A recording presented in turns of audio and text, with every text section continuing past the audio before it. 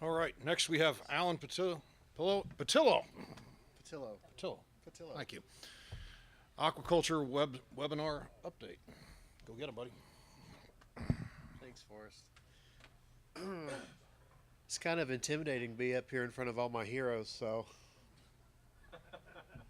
um, if anybody hasn't participated in this yet, I'm gonna just go ahead and ask you now to start thinking about what your webinar topic's gonna be, so that we can just have those all submitted to me at the end of my talk. I'd appreciate that. You'll be paid nothing, but I appreciate your time. Okay, so this project we started through some North Central Regional Aquaculture Center funding back in 2015.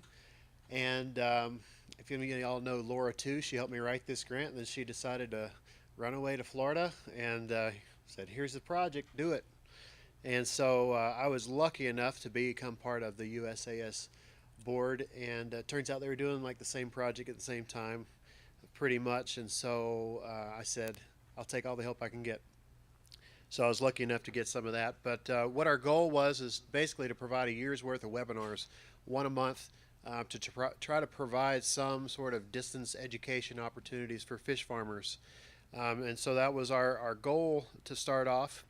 And we wanted to just promote people that are in education as well as actually doing the aquaculture, and some people that are in the state and federal agencies that regulate these sorts of things, and sort of move ourselves towards success in aquaculture. So out of this particular grant, our objectives was to do 12 webinars, and then post those webinars on the NICRAC website, and then evaluate them for quality and see how they help people.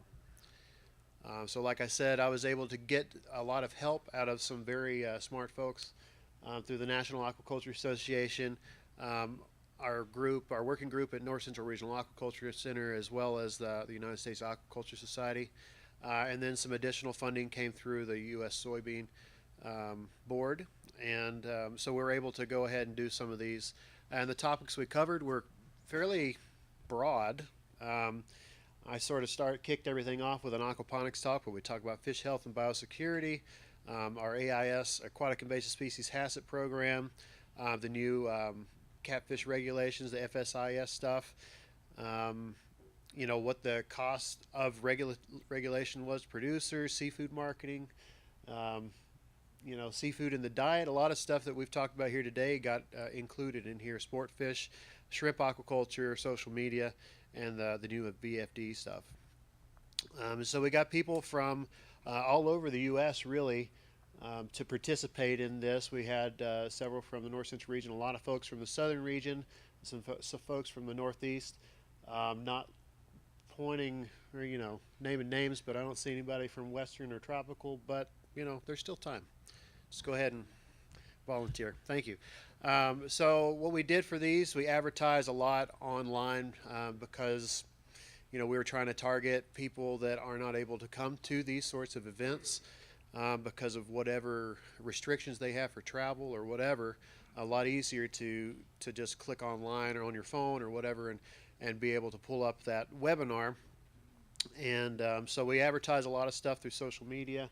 But we developed a flyer and sort of went through all the extension networks that way, email listservs, that sort of thing.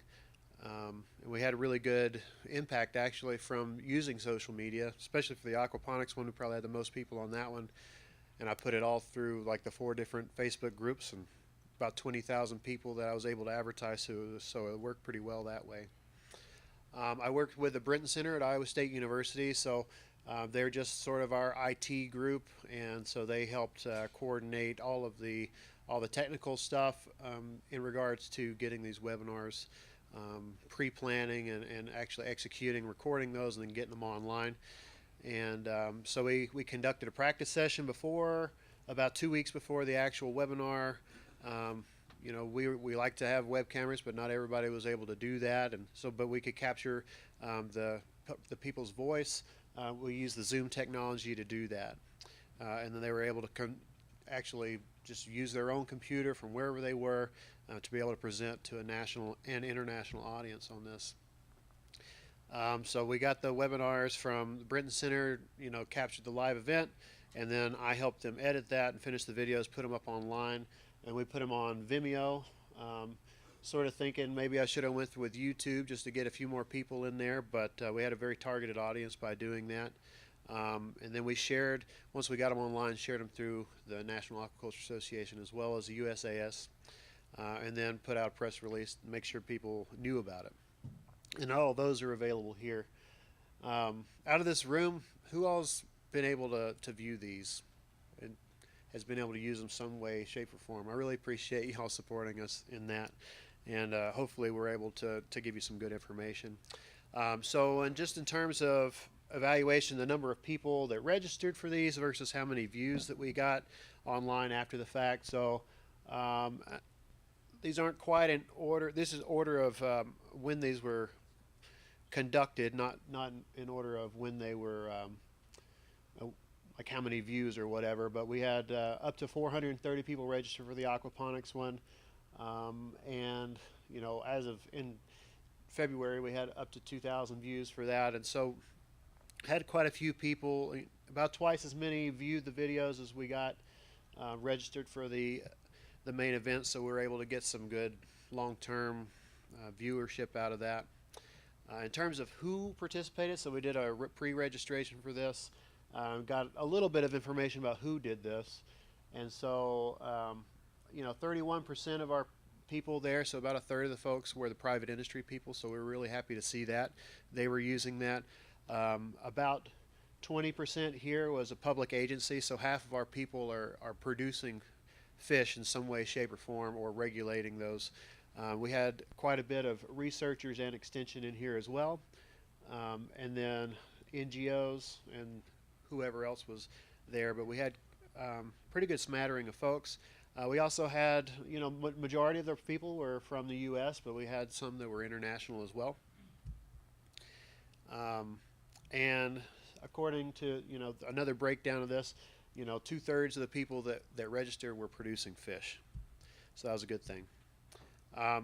So we set a goal for 12 webinars. We wound up putting out 15 webinars.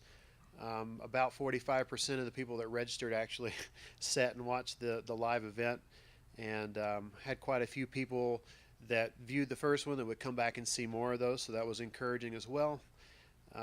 Total views, a little over 2,200 views on those videos after the fact. And so we got some post-webinar survey information as well. It seemed like people pretty well liked the technology. We're in the good and excellent category for the most part for the Zoom. In terms of knowledge level after the fact, looks like most people think that they had a good knowledge level after the fact, so that was encouraging as well. We weren't doing a bad job of giving out information. Had about 165 people respond to this. 50% didn't use the information, but the other 50% did use the information immediately in their own farms, implemented new measures or enhanced their previous measures.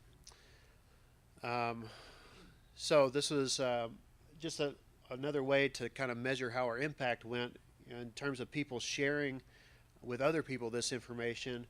We saw 65% shared it with between 1 and 9 people, so we thought we got a pretty good number of word-of-mouth advertising, so to speak, with the webinars.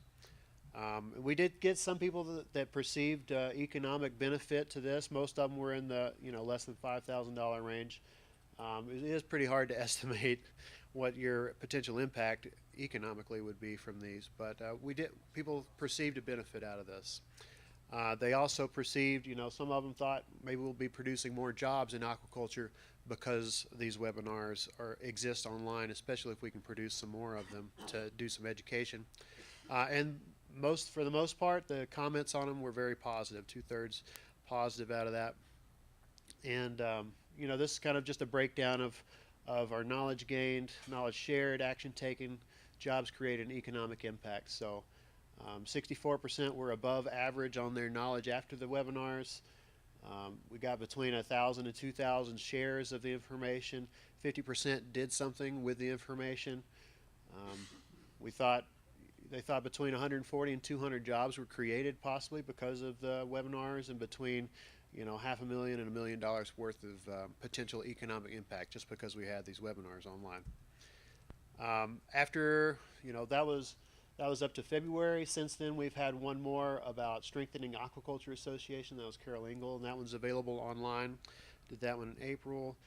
We do have one upcoming I have planned with Matt Parker in July. And so we have funding available for 2 more of these webinars through NICRAC funding. And also, I said I'm on the USAS board, and we said we want to get about 4 more webinars out of that. So, like I said, I'm looking for volunteers, so definitely let me know if you got some information you'd like to get out there. Even some of the talks that we've heard today would be very valuable there. So, hopefully, right about on time. So, excellent. Any questions? Yes, sir.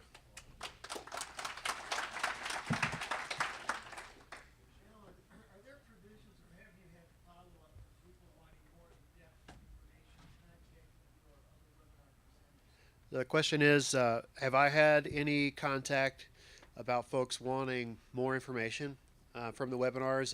And personally, me, because I presented one of the webinars on aquaponics, yes, I have had people contact me directly on that.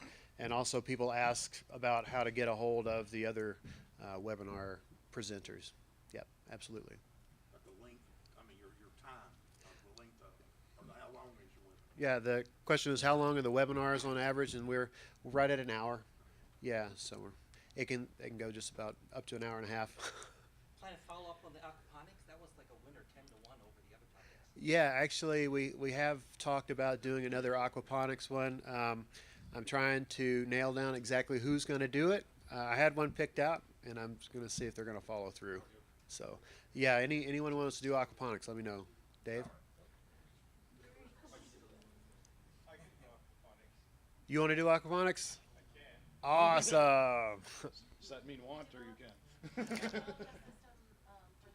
Islands that we'll be talking about on Thursday, but it's a unique perspective of aquaponics that Absolutely. we've had a lot of hits Yeah. on our products and structure. Sure, and even going back through, like you said, from Hawaii and the other islands there, we had, I would say, a disproportionately high number of folks from Hawaii that watched that particular webinar. So yeah, I think it was a big hit there.